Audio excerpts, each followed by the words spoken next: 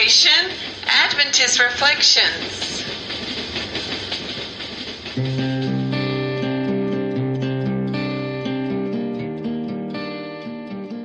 Now, to discuss character building ideas, here is your host, Dr. Danzy.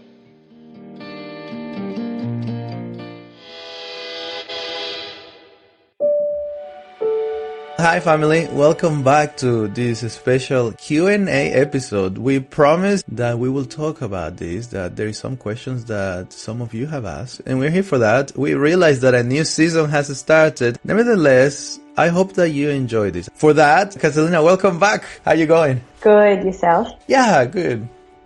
So, somebody asked on episode 3, we talked about Sabbath and the title was Sabbath, a Day of Freedom. This is more of a comment than anything else. And it says, I did not like how you guys presented this episode.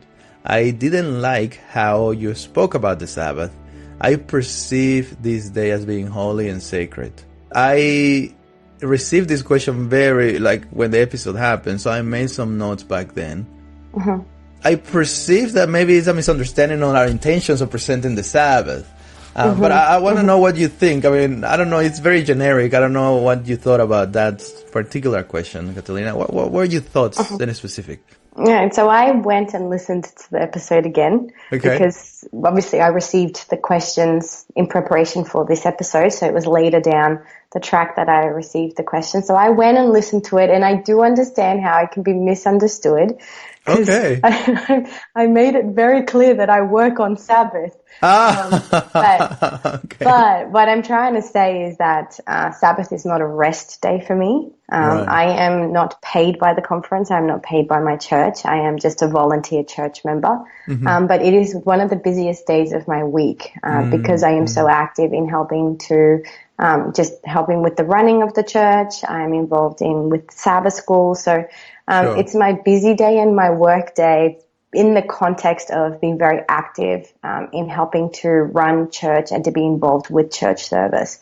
So that might have been why it is perceived as not understanding that the day is holy, because I did very clearly say I work on Sabbath. Sure. But what I meant is I'm very active on Sabbath. Yeah. And I think it's probably around the same lines what I understood back then. It might not have necessarily specifically to do with work as such, but I think it was indeed that idea of how much we do. We did point out that sometimes for some of us, Sabbath can be burdensome. What I perceive we try to portray is that we need to ensure that we do not forget what God intended the Sabbath for us to be. Okay, cool. Yeah. Well, question number 2 was on episode 4 about mercy and justice. And it says, listening to the podcast for the week, it was mentioned by both presenters that we are to mention the good deeds that we have done instead of just doing them when we witness somebody else doing them.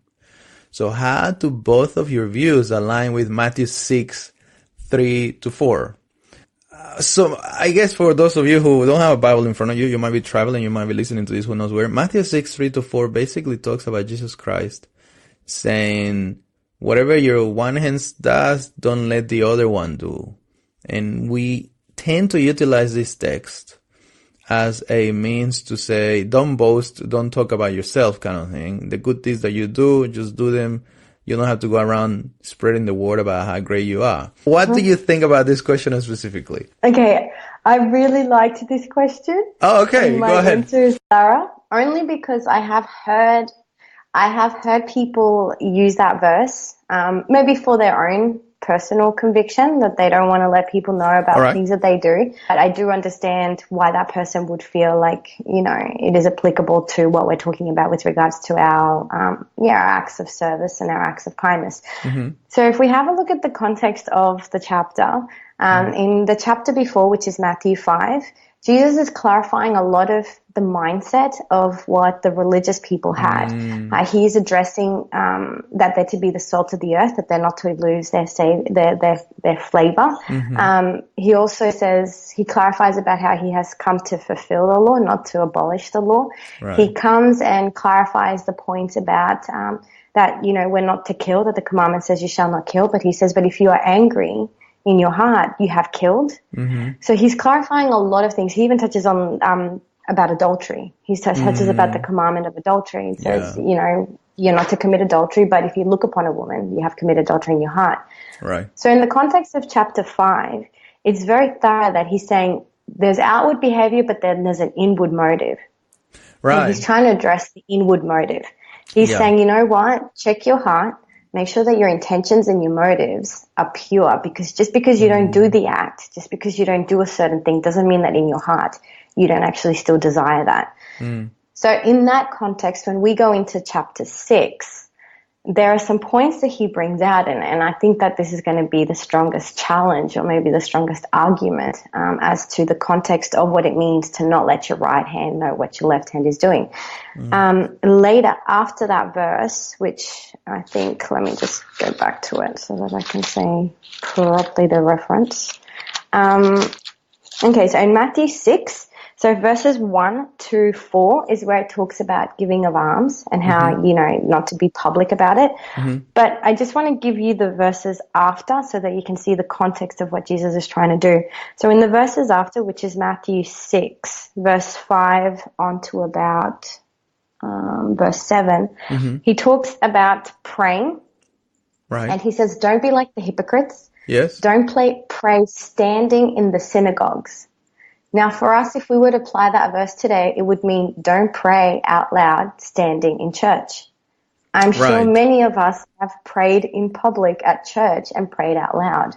Sure. So if we were to take this verse, these sections of verses literally, it would mean that we are not to pray standing in church. Right. But that's not really the principle that God is saying. He's saying don't do it for outward demonstration. And then he's saying go into your closet and pray. So if we were to apply these verses very literally as it is, you know, expected in the verses earlier in that chapter, that would mean that none of us should pray in public, none of us should pray in church, none of us should lead out in group prayer.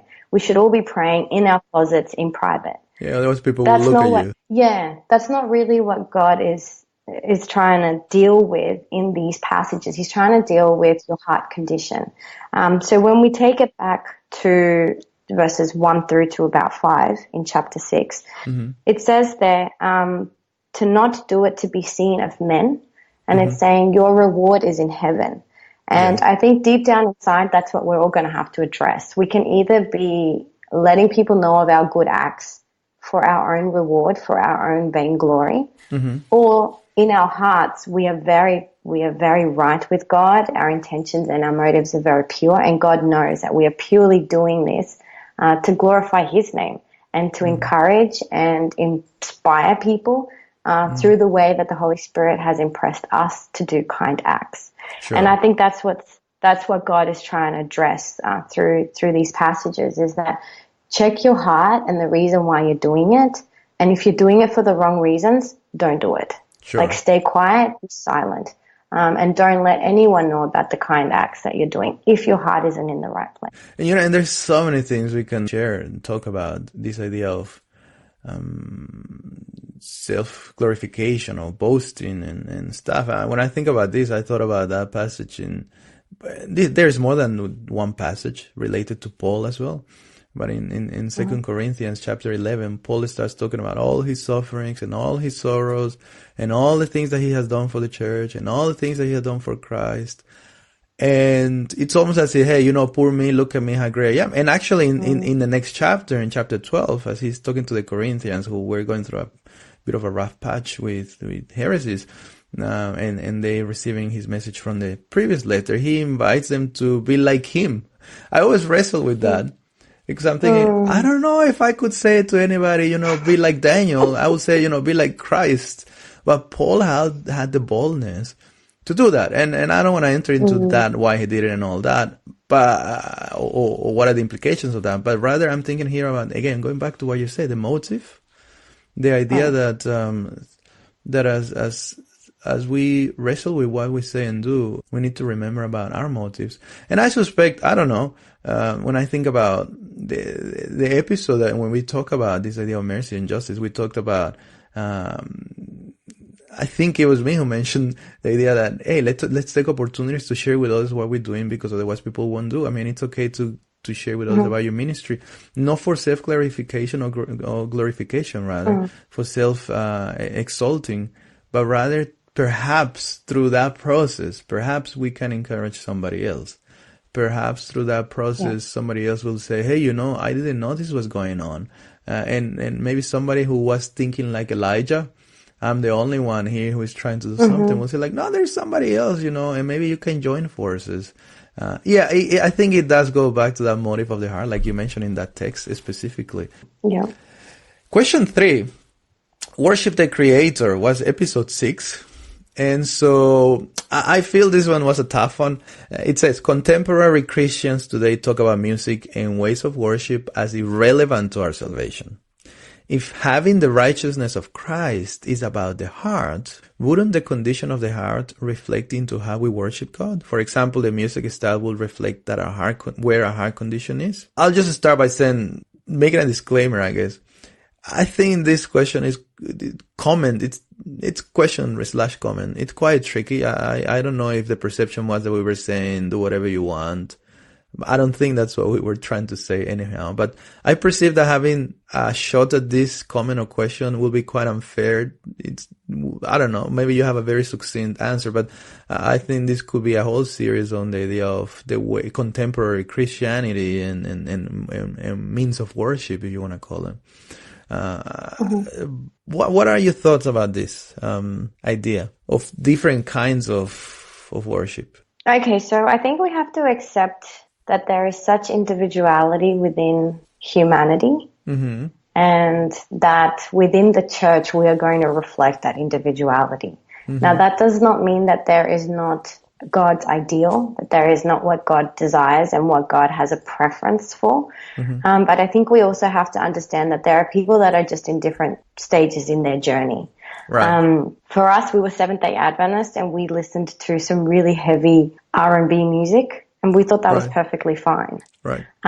It wasn't Christian, obviously. It was very worldly. But I suppose my point is that we were Adventist, and we had been Adventist for a very long time, and we still listened to some really heavy music.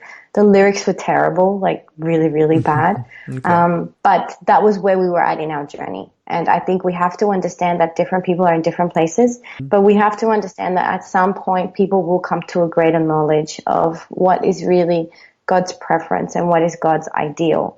And I think that as your listener mentioned, the heart can often be a reflection of where we are spiritually.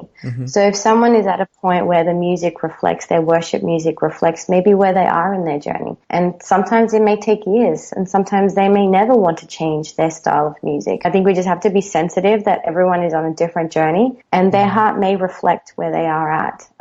Now, in saying all of that, do I believe that there is a safer music? I do believe when we look at just a lot of the history behind different music genres, I think there is a safer music option that we can listen to and that we can use for worship.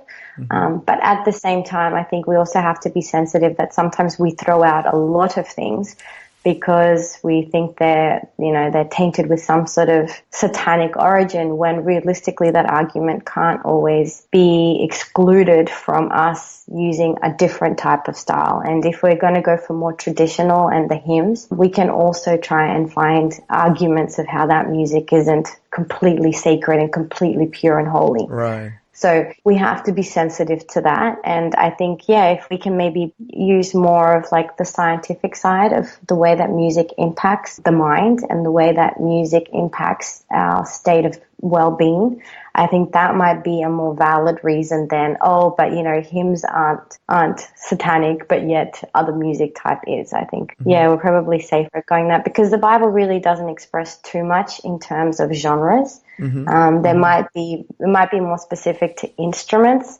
And that's usually the argument that is presented, is that there's instruments that we can use and there's instruments that we can't. But realistically, in terms of the music styles, there isn't anything biblically that we can fall back on. Yeah. So yeah. I think we could have spent so much time talking about that, particularly when you bring in this idea of instruments as well, just at the end, and the fact that there was such a thing of the things that could be used in the tabernacle back then, in the time of the Israelites. And yet today, if the music it's perceived in our minds as sacred, whatever that is for whoever it listens, it still can have all the instruments of the world, regardless of. So there's so many things we could unpack in that. And I think you mentioned something so important, the whole idea of people are at different stages in their lives.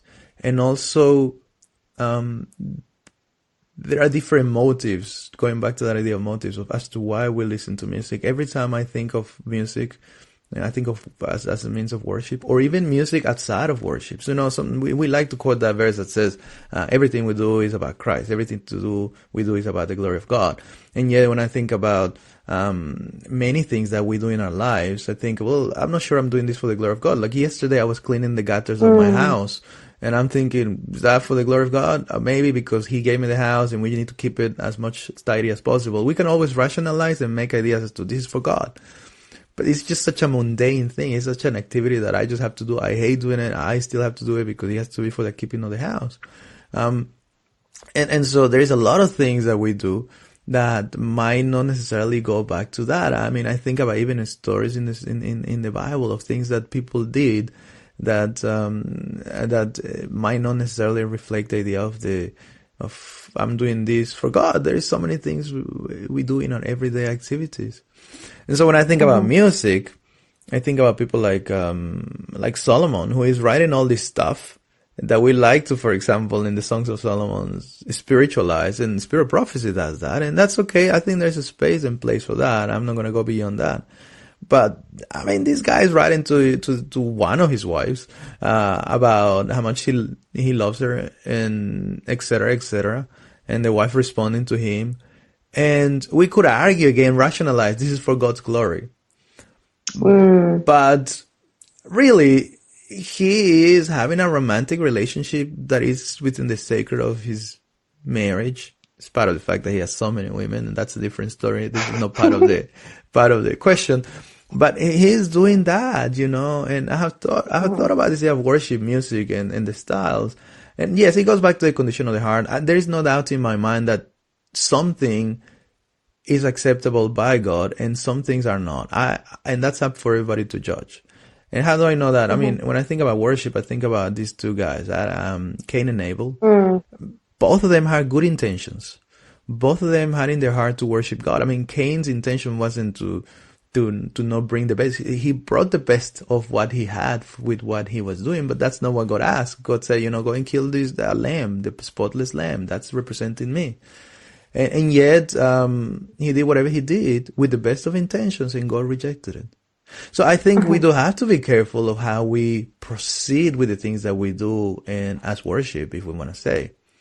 But, let us individually, as you say, find out evidence of how this affects us, the mind, the way we behave, how this relates to also the reverence and sacredness of Christ. If we can find ourselves doing certain things before God, as we're worshiping Him, then it's okay, I suppose. But if we really cannot imagine ourselves, and we need to ask the Holy Spirit to inspire us, doing certain things with the way we are thinking when worshiping before God, creator of the universe, maybe we could utilize that little divine inspiration to say, maybe this is not something I can participate. And even I think just to throw out maybe a challenge to our listeners, that if music is something that you have been wrestling with, maybe it's something that you're like, why is there so many different types of worship styles? And within Adventism, why is there one type of music that is preferred or that is promoted or approved of more than another? I'd encourage everyone to go and study it out, to study the science behind music and the effects that it has. I know they've done a lot of research into the effects of really extreme, differing music styles, like heavy metal compared to classic. And the more that you study into that and that you see that psychologically, there is it plays a really massive influence on your state of well-being, then it would probably give you a lot more clarity as to, well, maybe there is an ideal, or there is, a better option as to what kind of music will actually place us in a state of mind that will be better for clarity and for peace and for understanding, and for being in a place where, you are sensitive to the Holy Spirit's leading. Absolutely. Well, thank you. Question 4, two more questions. Question 4 is about, it relates to episode 6, which is about worshiping the Creator. And the lesson speaks of delivering service and ministering to the needs of others as worship. My Bible says that worship is about prostrating ourselves to God, nothing else. Where are these ideas expanding the views on worship come from? I perceive that this is as dangerous to the church, particularly as we are in the last days. So I guess the way I read it, correct me if I'm wrong, in the sense of, I don't know if you read it, if you're hearing this the same way I am. I'm hearing that worship is about bowing down to God alone, like literally, physically, and the aspect of the physicalities of things. What do you think of this aspect, Catalina? So as I've looked, I've literally gone through the word worship and tried to work out what worship that is. means. Okay. Yes, and if I do a word search and go through my concordance and find the word worship, it definitely does mean prostrate. It does mean to bow down. There is the word is expressing a physical state of behavior, and it is that of bowing down or giving homage to. So when I look at the word worship in what it's demonstrating, it is definitely saying bow down or show reverence in that kind of way. But I think if we look at it, and I think the point is valid, I think the listener has definitely brought out a really valid point. So I do agree in the sense that, if we have a look biblically, there is definitely enough evidence to say that worship is a state of how you are physically presenting yourself before God. When there were battles that were won, they worshipped God, and it says that they would put their head down, or they kneeled before and spoke with God and prayed or gave praise. So I do agree in that sense. But also I think we have to understand that worship is still a lot more than just bowing down. Because if it is just the act of bowing down, then we must take away from all the other types of worship, which is worship through service, in the sacrificial service, through the sanctuary, then that wouldn't be classified as worship. Also, prayer wouldn't be classified as worship, because if we're praying standing up, then that wouldn't be classified physically as an act of worship. Also, praising God through song, that wouldn't be worship. And in reflecting his character, that is also you would also be taking away from worship. So I think worship, yes, the word does mean to bow down or kneel down or to put your head down. But I think worship is so much more, and just it's so broad in the way that we can show homage to God through our acts, through our behavior, through our interaction, through our church service, how we provide and how we worship for God through the church as well. There was also it wasn't very thorough that I got a chance to have a look at it, but I was impressed to have a look at the word service through the New Testament. And I did find, I only got to 3 references, which is Romans 9:4, Romans 12:1, and John 16:2, where the word service in the Greek is actually worship. So there is a connection between service and worship through the New Testament in those few verses that I got a chance to find.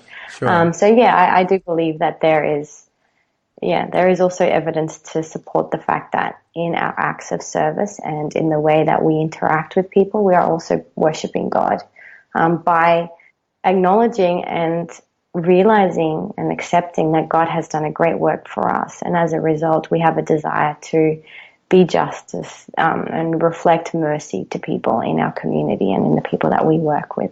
I think so. And I think you've pointed out right. If worship was merely a bodily posture, which, as you mentioned, it's it can be part of it. It's part of it. Then everything else that we did made no difference.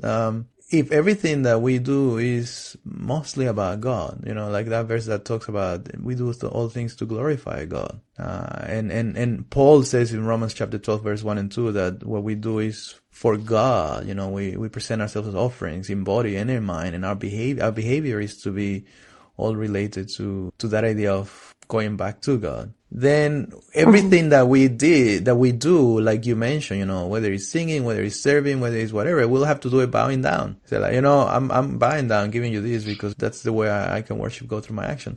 The other thing, I go back to that idea that we mentioned earlier, the idea of the two guys who were there giving worship to God. I think we all agree that the disobedience of Cain, I'm not going to Cain and Abel again, was related to the desires of his heart, and it was a matter of worship. A lot of people even link that story to the worship that we will see in the last days with the last days. Most Bible scholars will say, it is to do with worship, the Sabbath business. It's about who you're following. And I cannot imagine that the Sabbath, even though we agree it's about worship, we're going to be prostrating down. Hey, I'm keeping the Sabbath. Look at me, right? It's really about obeying Christ, obeying what God has left for us. Cain failed to do his worship to God. He was looking after himself. He was like, this is the best I have. I want to do whatever I want. In the last days, there will be this demarcation between who we worship in the way we choose to do things.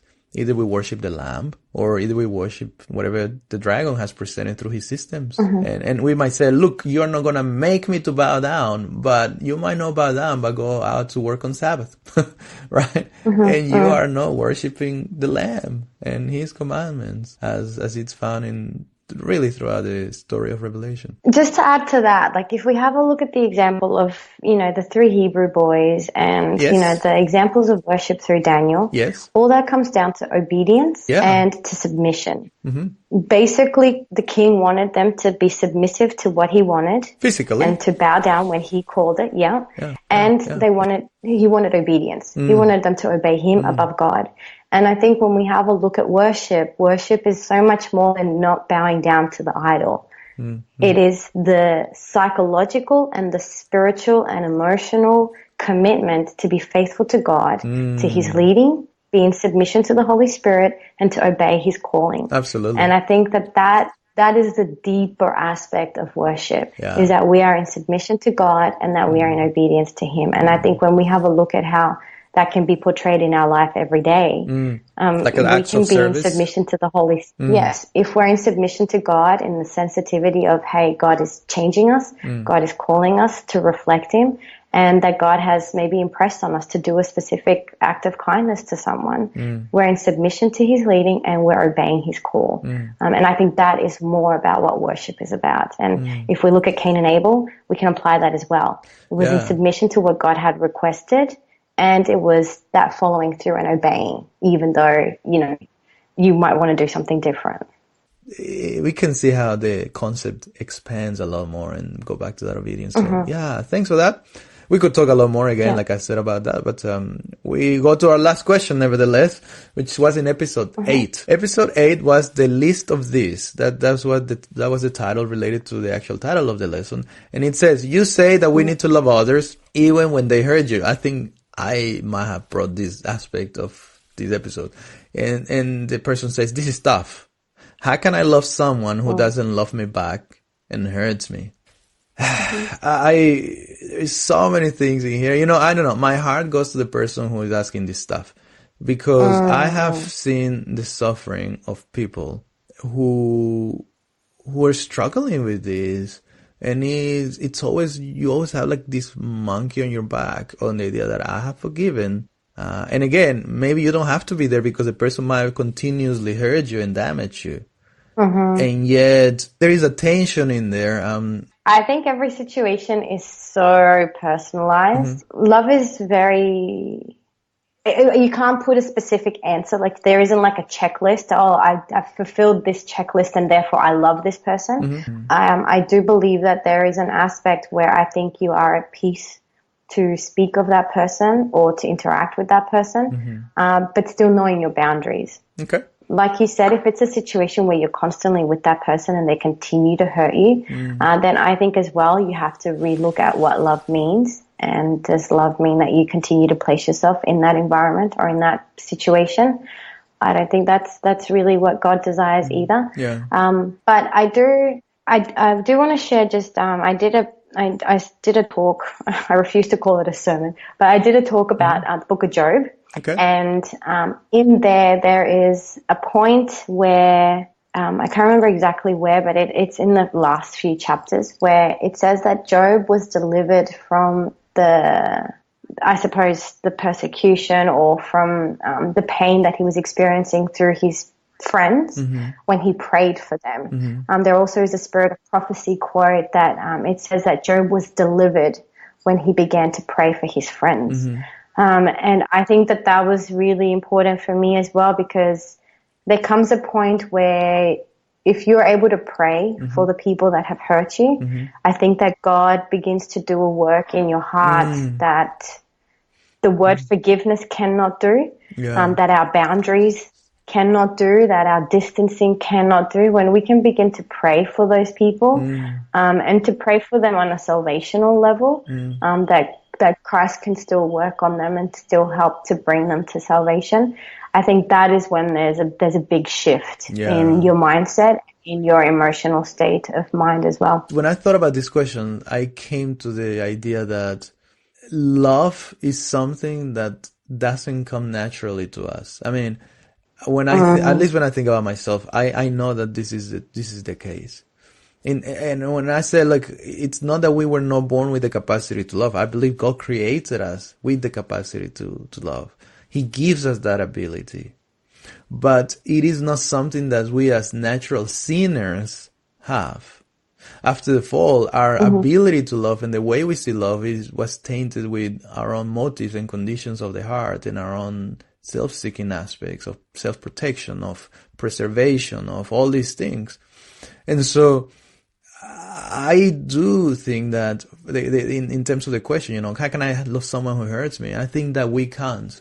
Not of our own. It's just not going to happen even if I try the best we can. Yes, it has to be practical, because to me, in my opinion, love is practical. When I read that 1 Corinthians 13, that we like to utilize passages of love, or as we dissect the life of Christ, which is really what love is all about, it's very practical. It's about doing acts of service, but it doesn't come as a natural thing.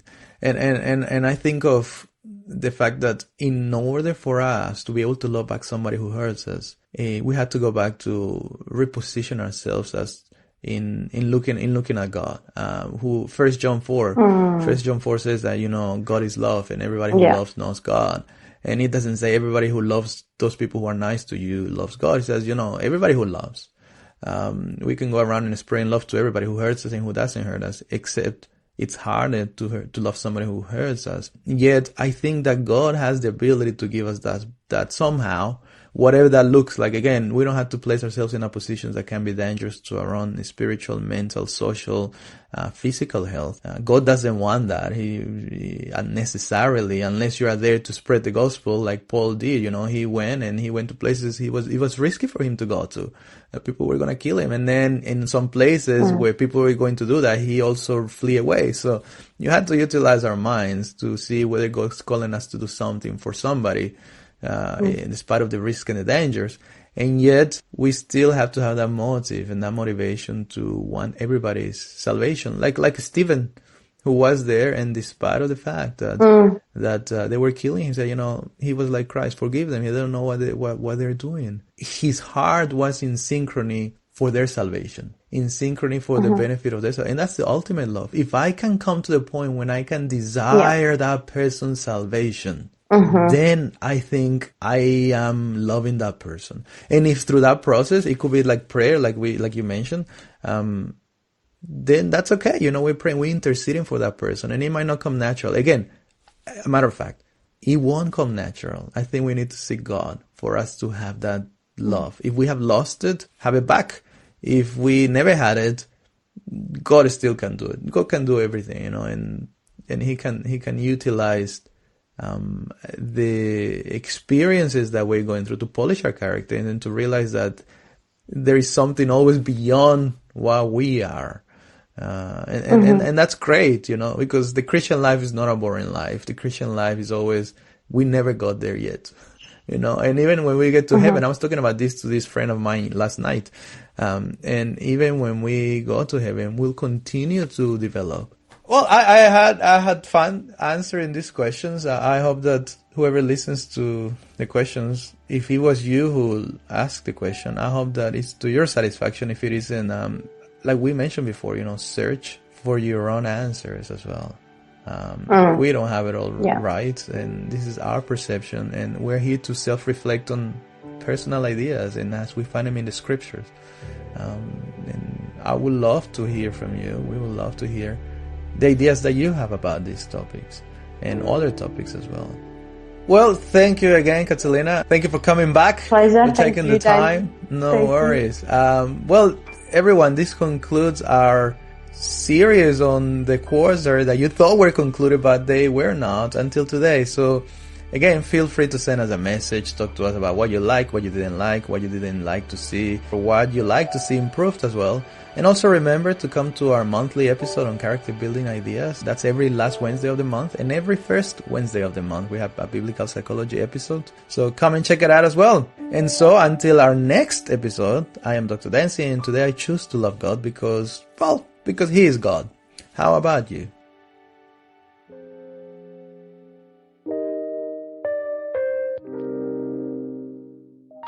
Remember to subscribe to this podcast, like it, share it, hashtag it, comment, and find us on Facebook, Instagram, YouTube, Twitter, and Tumblr as Adventist Reflections. God bless you.